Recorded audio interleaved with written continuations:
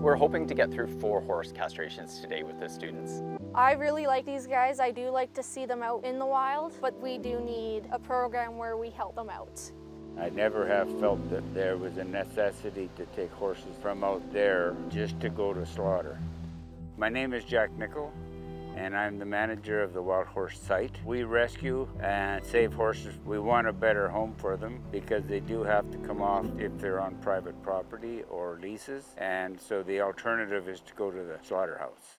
We know that there was horses here when the first trappers moved in here in 1802. Since then, of course, there was influence from ranchers and outfitters, but in around 1960, they were all required to move their horses off the range, and from then on it's been illegal to turn any domestic horses loose. There's some areas where the horses just seem to like to gather, and sometimes they become a nuisance to the cattle people because they're having to share the range. But more often than not, it's bachelor studs that come onto their property after a mare. We get to come out here and do some castrations on some wild horses. We do it for behavior, to mellow them out, and get rid of that testosterone drive. The other reason we can do it is to limit their ability to reproduce. When they go from wolves, we don't want people to be breeding them. We also want to be able to have people handle them better. The end result is that we can get them quiet enough, and we have people apply to get them. They have an application form. We have to approve of that. We have had to say no, but out of 170, we've only had to bring 5 back.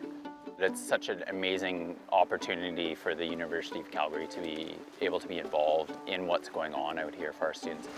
I think that this is an experience that very few veterinary students will have, and it allows them to practice a clinical approach and expand those skills, lateralize their knowledge to be able to do something with wild horses.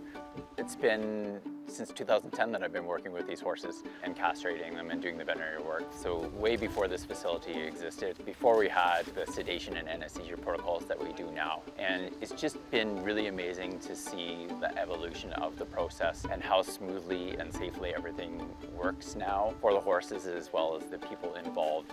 I decided to volunteer here because I love horses and I wanted to do something new. Did you find a mud puddle there, Patero? This herd came on the property in 2013 and they've never really left. So there's 5 mares and 1 stud and 4 foals this year. We have watched the stud chase them back on the property.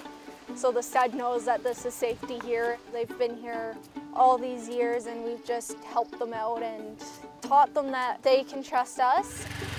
What we do on a typical tour, we get the mares, the resident herd, to come around the machine so people can get pictures and see how the herd interacts with the handlers. You have to work at that, gaining that trust. Some of these horses might be here 4 or 5 months, and we've had some for 1.5 years before they finally accepted us totally.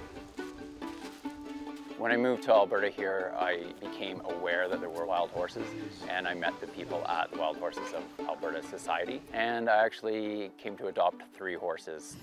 They're amazing. We have trained them. One of them drives, so she'll pull a sleigh, she pulls a cart. We ride and pack all the horses, so pack trips in the mountains. I think that's really special for me, and being able to work with them and give back a little bit to ensure that these horses who have to be removed for whatever reason can go on and have hopefully a forever home.